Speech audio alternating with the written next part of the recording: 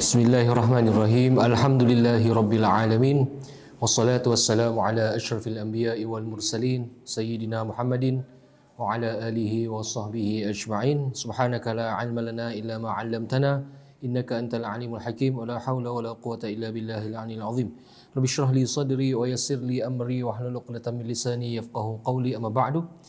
Para penonton, para jemaah, terutama jemaah Masjid Al-Islah yang dikasihi dan dirindui, Assalamualaikum warahmatullahi wabarakatuh.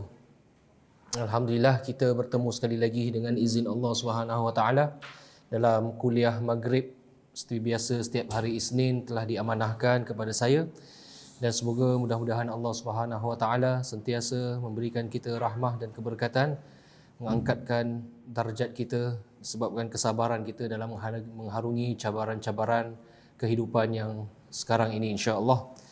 Kita, tuan-tuan dan puan, penonton yang dikasihi sekalian, mari kita mulakanlah dengan surah Al-Fatihah seperti biasa. Kita mohon pada Allah agar Allah Subhanahu wa taala dengan keberkatan surah Al-Fatihah sesuai dengan maknanya pembukaan Al-Fatihah, Allah membuka hati kita untuk menerima ilmu, menerima hidayah daripada Allah Subhanahu wa taala dan menerima rahmahnya, dan semoga Al-Fatihah menjadi syifa bagi semua yang sedang sakit sekarang dan menjadi sebab perlindungan daripada penyakit, dan Al-Fatihah juga menjadi sebab kita dipermudahkan urusan oleh Allah Subhanahu wa taala sepanjang minggu ini, insya-Allah. Ala hadhihi Al-Fatihah.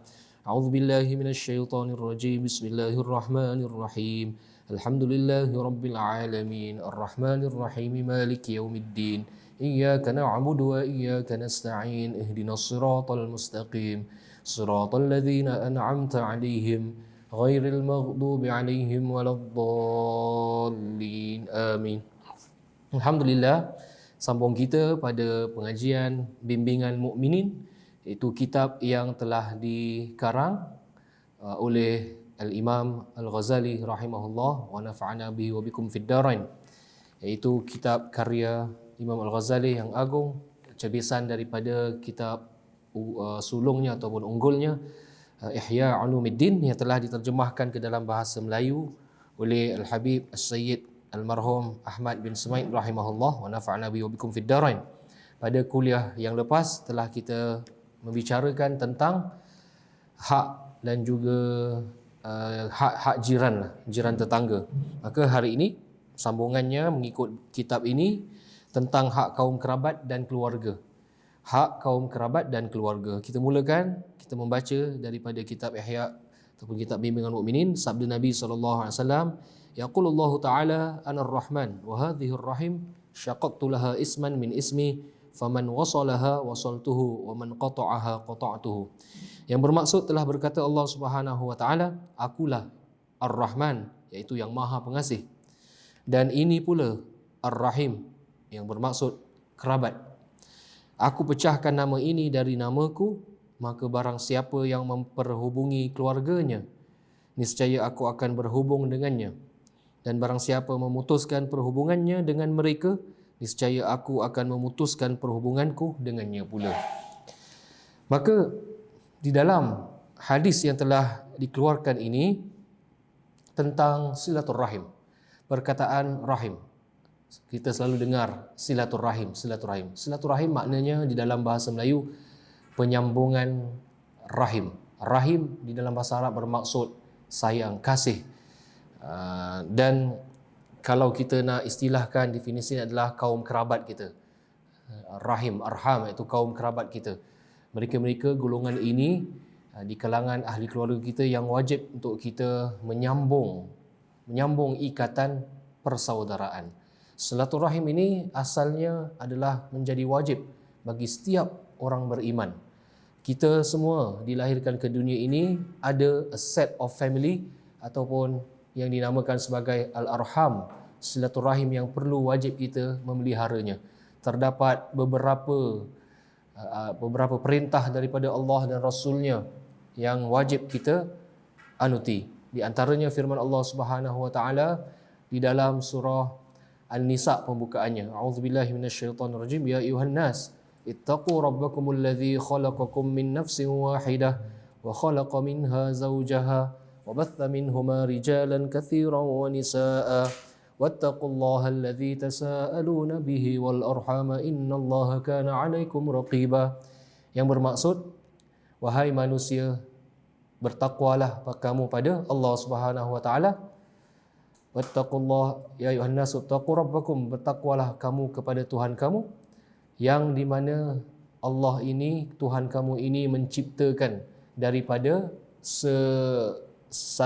satu jiwa, min nafsin wahidah, dan daripada satu jiwa ini juga terlahir pasangan hidupnya, dan dibiakkan daripada kedua-dua ini, iaitu pasangan hidup antara lelaki dan wanita ini, rijalan kathiran wa nisaa, iaitu banyak anak-anak lelaki maupun wanita. Wattaqullah, inilah dia punya keywords dia, wattaqullah, dan bertakwa, takut kamu pada Allah Subhanahu wa taala, allazi tasaaluna bihi wal arham, di mana Allah ini akan bertanyakan kepada kamu semua tentang arham, silaturahim. Jadi kewajipan datang daripada Al-Quran, daripada Allah Subhanahu wa taala. Apabila kita dilahirkan ke dunia ini, kita mesti ketahui siapa kita punya kaum kerabat, ahli keluarga kita, saudara mara kita. Kita punya makcik, pakcik sebelah ayah, sebelah ibu kita. Kita punya sepupu, kita punya adik-beradik. Ini semua adalah a set of family yang wajib untuk kita jaga ikatan silaturahim. Kerana kelak nanti di akhirat bakal ditanya oleh Allah Subhanahu wa taala, wattaqullaha allazi tasaaluna bihi wal arham. Allah akan tanya sejauh mana kita punya usaha untuk kita rapatkan dan eratkan silaturahim kita. Apakah kita di kalangan orang yang memecah belahkan silaturahim, orang yang memutuskan silaturahim, ataupun kita orang yang rajin untuk sambung silaturahim. Jadi dimulakan daripada hadis ini, kata Nabi SAW, rahim ini datang daripada perkataan rahimah, iaitu kasih sayang, dan dia juga kata dasar yang membentuk perkataan Ar-Rahman.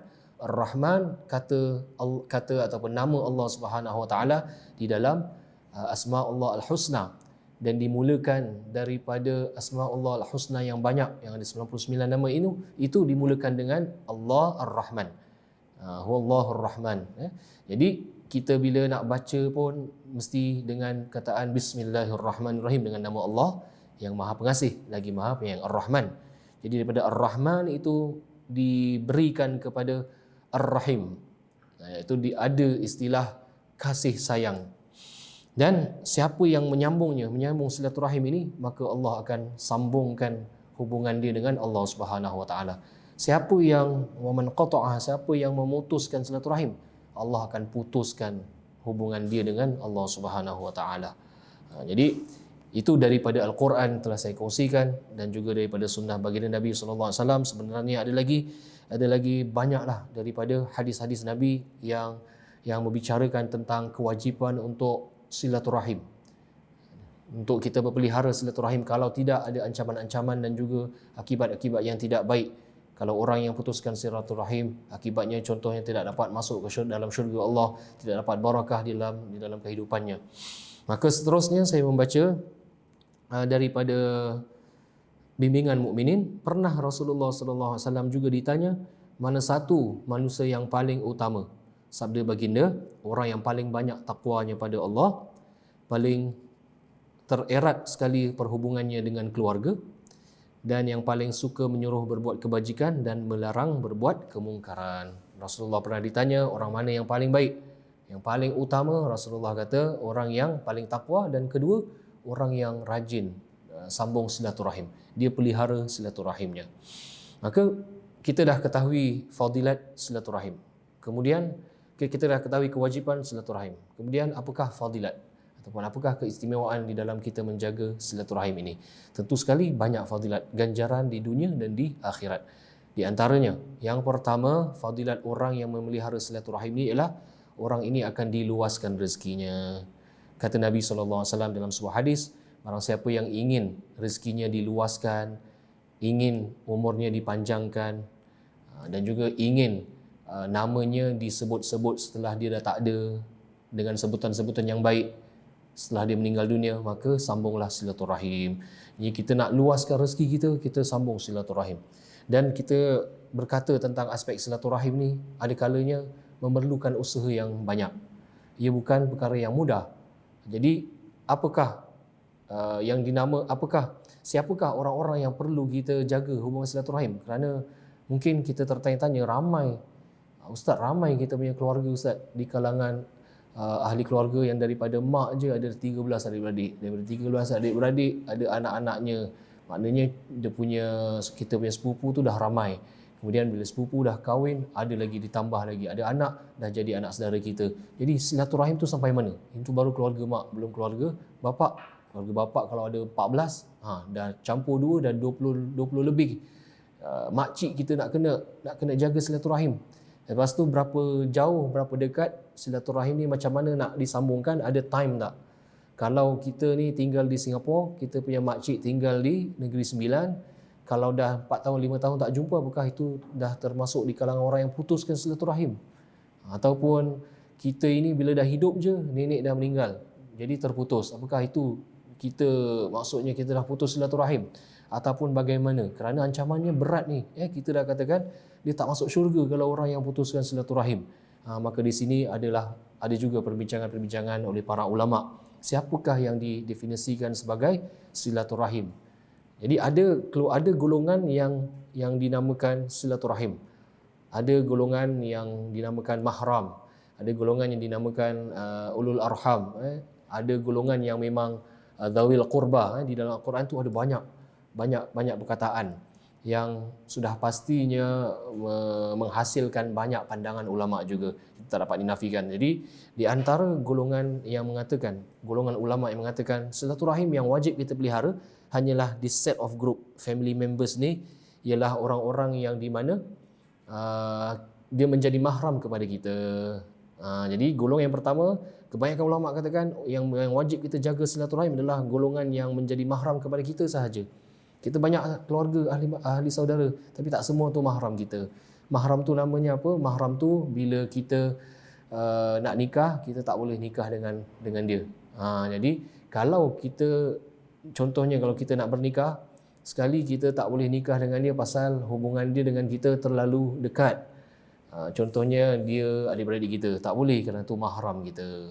Jadi mahram kita boleh salam kan, ada implikasi-implikasinya. Kita boleh lihat aurat kecilnya. Itulah yang dinamakan mahram.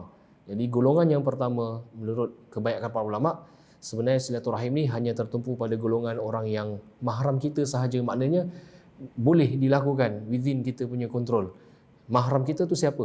Itu dia. Mahram kita itu yang pertama ialah ayah, ibu. Maknanya di atas ayah, ibu. Kemudian di atas lagi, maknanya ibu dan ayah mereka, nenek, atuk kita. Nenek sebelah mak, nenek sebelah bapak, dan nenek sebelah mak, nenek sebelah bapak. Ini sebelah atas. Kemudian di bawah turun pula furu', iaitu anak-anak kita. Anak lelaki, anak perempuan. Semualah anak-anak kita. Dan cucu-cucu kita juga. Itu silaturahim. Dan kemudian sama level, iaitu adik-beradik kita. Adik-beradik seibu, seayah, adik-beradik kandung.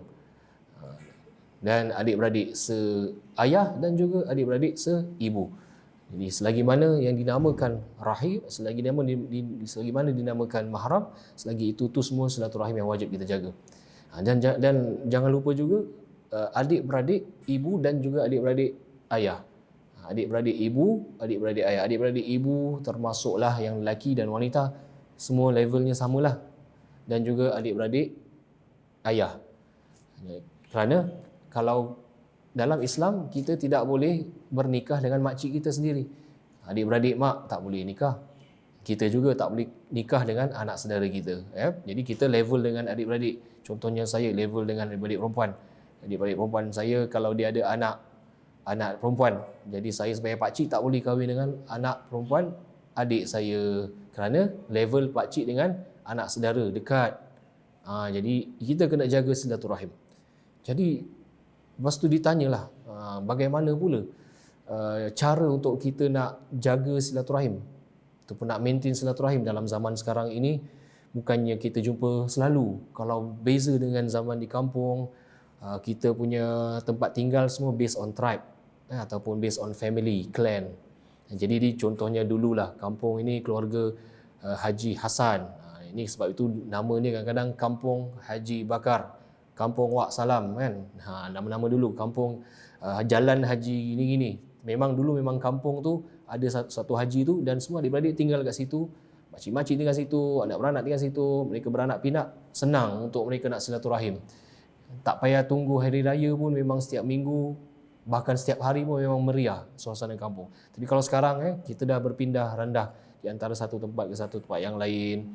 Jangan kata dekat satu negeri sahaja. Banyak adik-beradik kita ataupun makcik-makcik saudara mara kita pun dah pindah ke luar negeri. Ini menyebabkan kadang-kadang tak terkontak. Ada kala lost contact. Ada kala memang bukan kita tak nak contact, dia dah tukar number tapi dia tak update kita. Jadi apakah kita digolongkan di kalangan orang yang putuskan silaturahim? Tidak. Yang dimaksudkan orang yang putuskan silaturahim seperti mana dalam sabda Nabi, la yadkhulul jannata qati'ur rahim. Tidak masuk ke dalam syurga Allah orang yang memutuskan silaturahim, ialah dia sendiri yang memutuskan. Bila dia yang memutuskan, contoh mulai pada hari ini putus hubungan kita, putus saudara, kau bukan adik aku lagi. Dia sendiri yang putus daripada perkataan dia, dan dia sendiri yang MIA, dia sendiri yang lari, dia sendiri merajuk dengan harapan memang betul dia nak putuskan, maka dia yang dapat dosa. Jadi dia yang memutuskan silaturahim. Selagi mana bukan kita yang putuskan, selagi itu kita tak termasuk dalam ancaman Nabi tadi. Kemudian ditanya juga bagaimana caranya untuk kita nak pastikan silaturahim kita itu berkekal. Apakah kita perlu kontak seminggu sekali, apakah perlu berjumpa secara fizikal ataupun perlu berziarah, apa yang dinamakan silaturahim ni kan. Jadi ini juga ada beberapa perbincangan ulama. Yang lebih saya cenderung adalah untuk kita kembali kepada uruf. Sebahagian ulama kata ni kembali kepada adat dan culture masing-masing. Selagi mana pihak A dan B itu masih berhubungan, walaupun tak kontak tapi mereka masih berhubungan, masih tidak anggap yang dia tu bukan sebahagian daripada kita, masih anggap saudara mara, maka selagi itu silaturahim tu masih terpelihara. Cuma kita sebagai hamba Allah, kita pun mesti ada usaha untuk jaga silaturahim. Jangan sampai kita tak kontak, lepas 6 bulan kita tanya balik, mana sih khabar Makcik Esa tu, rupanya dah meninggal. Bila? 2 bulan lepas kita tak tahu khabar. Itu tak elok lah kan. Jadi sebab itu kita perlu ada usaha juga ya. Dan zaman sekarang alhamdulillah kita ada banyak cara selain daripada silaturahim tu. Kadang-kadang terbina bila ada majlis-majlis kenduri, kendarat, ada jemputan, ataupun setahun sekali hari raya kita ziarah. Selain itu juga kita ada wadah-wadah seperti alat-alat komunikasi semasa seperti WhatsApp. Sekarang banyak juga WhatsApp group di kalangan ahli keluarga kita. Saya je ada 2-3 WhatsApp group family member daripada ayah. Belum lagi daripada mak, belum lagi sepupu, belum lagi anak saudara kan. Berapa banyak. Itu semua keep on. Kita keep in touch. Kita just berada dekat group tersebut. Walaupun kita tak aktif, at least kita ada contact number mereka. At least kita tahu apa yang berlaku, apa yang mereka sedang berbincangkan. Kadang-kadang ada perkara-perkara announcement yang penting, mungkin nak jemput ada majlis kahwin ke, kan? At least ini saranan saya lah untuk teruskan dalam grup. Habis kalau dia merajuk left group sekejap tak apa, jangan left group lama-lama sangat lah. Kerana saya faham lah, ada orang yang memang bila adik-beradik ni gaduh ni, dia left group kadang-kadang, lepas tu tak masuk balik kan. Itu tak elok lah. Apakah left group tu maknanya putus silaturahim? Jangan kita buat andaian. Mungkin dia merajuk sekejap je. Dia asalkan dia tak buang family. Kalau dia buang family, niat dia memang dah tak anggap dia macam dah tak ada lagi, tak ada kena-mengena dengan talian persaudaraan dia, maka itulah dosa. Tapi kalau dia left group, itu setakat dia keluar daripada salah satu cara kan. Sometimes ada orang kata, aku nak berhubung dengan orang lebih bermakna, bukan sahaja di dalam WhatsApp, mungkin di luar. Ada yang Facebook group, ada Facebook group, ada Telegram, Ini semua wadah-wadah semasa yang boleh kita gunakan lah. Jadi tak ada masalah dari sudut proximity. Dia tak tinggal dekat dengan kita, tapi sekurang-kurangnya dia dekat handphone book kita lah. Jadi kita dekat handphone kita ada nombor-nombor mereka untuk kita kontak dengan mereka bila sahaja yang kita perlukan. Dan kita perlulah bertanyakan khabar. Kita tanya apa dia tengah buat kan. So kalau ada IG tu baguslah kita ikut follow dia punya story, okey, dia baru makan nasi lemak ataupun at least dah lah, dan kita komen at least ada orang kata tu contact point, ada berbual. Kadang bukan nak kepo saja nak bual kan. Jadi sekarang ni tengah ada musim-musim kegawatan, ada musim cabar, cuba tanya apa khabar, how you doing kan. Mungkin ada terkesan ke ekonomi mereka, mungkin kita boleh bantu. Kerana Nabi pun kata kalau kita berikan sedekah kepada kerabat kita, kita akan dapat 2 pahala. Pahala yang pertama, pahala sedekah. Pahala kedua ialah pahala silaturahim. Jadi the best kalau kita nak berikan bantuan, kewangan ke atau apa sahaja bantuan, kita ada kelebihan, cari ahli saudara kita dulu. Saudara mara kita dulu. Mungkin adik-beradik kita, mungkin makcik kita yang tengah sakit ke apa, kita kasih dulu hulurkan bantuan. Instead of kita cari orang-orang luar di sana, mana tahu saudara mara kita sendiri yang susah, duk sibuk kita aktif dengan kita punya bantuan-bantuan kemanusiaan, tapi saudara kita sendiri susah, kita tak jenguk-jenguk. Jadi ingat, Allah akan tanya ni semua. Allah tanya apa yang kita buat terhadap ahli keluarga kita. Jadi sebagai orang yang beriman, kita pastikan ada usaha ni, dan usaha ni berkekalan. Orang-orang dulu punya usaha diorang buat majlis keramaian, dan orang tua kita dia paksa anak-anak untuk pergi ke majlis kahwin. Bukan pasal apa, pasal ni lah silaturahim. Kalau kita tak dipaksa untuk pergi ke majlis kahwin, bayangkan kita tak akan ada inisiatif sendiri pun nak pergi ke rumah makcik dan pakcik kita kan, kecuali orang yang memang dah terbiasa dengan budaya macam tu. Tapi kalau sekarang makin kelamaan zaman sekarang dan trend sekarang, kita dapati pergi majlis kahwin, pergi majlis jemputan pun susah pasal kita kerja shift hari Sabtu. Sekurang-kurangnya setahun sekali hari raya. Tu pun setahun sekali hari raya pun sekarang dah susah. Dah susah nak pergi ke rumah makcik-pakcik. Kadang kita memilih, kan, kita pilih, oh ini ada hal dengan kita tak pergi. Tak boleh macam itulah. Kerana amaran ni, ancaman Allah ni lagi hebat. Dia tak kira dia ada isu yang kita ditegur oleh Al-Quran, telah memberikan kita satu teguran lah, di mana kisah ini Allah tegur kepada Sayyidina Abu Bakar As-Siddiq. Sayyidina Abu Bakar ni dia memberikan bantuan kepada saudara terdekatnya dalam bentuk kewangan. Satu hari bila Sayyidina Abu Bakar dia diuji dengan satu berita yang tersebar tentang ahli keluarganya, iaitu hadithatul ifk kepada anak-anaknya Sayyidina Aisyah. Sayyidina Aisyah pernah kena tuduh curang kan, iaitu berkhalwat dengan seorang yang bukan mahram. Maka ini adalah satu impak yang hebat kena kepada keluarga Rasulullah, dan di antara orang yang spread rumors ni, yang sekaki dan sekungkul ni dalam spread fitnah-fitnah ni ialah saudara dia sendiri yang dia selama ni bantu. Jadi itu yang menyebabkan Sayyidina Abu Bakar rasa kecewa, dan dia rasa macam nak putuskanlah hubungan, bukan hubungan silaturahim, dia nak putuskan bantuan. Jadi dengan dia putuskan bantuan, dia macam nak ajarlah kepada saudara tadi, tapi ditegur oleh Allah Subhanahu Wa Taala. Allah kata apa? Ala tuhibbuna an yaghfirallahu lakum. Maafkanlah sahaja. Tak suka ke kalau kamu tu diberikan keampunan daripada Allah Subhanahu Wa Taala? Maknanya apa yang kita sedang beri bantuan ni kepada saudara mara kita, bukan hakikatnya kita berurusan dengan orang tu, tapi kita berurusan dengan Allah. Kalau dia bersikap tak baik dengan kita, jangan menyebabkan sikap tak baik kita menghalang daripada perbuatan kebaikan kita. Jadi teruskan untuk memberi, ya. Baik, itulah di antara fadilat silaturahim, diluaskan rezeki, dan orang akan ingat kita yang baik-baik setelah kita dah tak ada di dunia, sesuai dalam hadis, ya. Dan begitu juga Allah SWT janjikan kita ini di kalangan ahli syurga, kerana tadi kata Nabi, tak masuk syurga orang yang putuskan silaturahim, bermaksud orang yang sambung silaturahim, dia akan masuk syurga Allah SWT. Dan yang terakhir, fadilat terakhir, ialah orang ni akan dipanjangkan umur oleh Allah SWT. Panjang umur ni apa? Panjang umur bukan maknanya kita hidup lama. Jadi kalau ada orang dah 100 tahun pun cakap panjang umurnya, takkan dia nak hidup panjang-panjang lagi, aku dah lah sakit kan. Jadi bukan maksudnya dia suruh panjang umur lagi. Tidak, maksudnya umurnya memang dah ditentukan Allah ajalnya, tapi walaupun dia letaklah dia hidup 70 tahun dia meninggal, dia seolah-olah hidup sampai 100 tahun, 200 tahun. Orang akan ingat dia punya sumbangan dan jasa. Yang kedua, tafsirannya kata Nabi, orang panjang umur ni maksudnya dia ada anak soleh. Anak soleh ni akan bantu dan sambungkan dia punya amal jariah, pahala dia berterusan. Wallahu a'lam bishawab. Saya berhenti kuliah kita pada hari ini. Kita jumpa pada minggu hadapan insya-Allah. Yang baik datang daripada Allah Subhanahu Wa Taala, kekurangan daripada diri saya sendiri. Aku qauli hadza wa astaghfirullahal azim li wa lakum. Wassalamualaikum warahmatullahi wabarakatuh.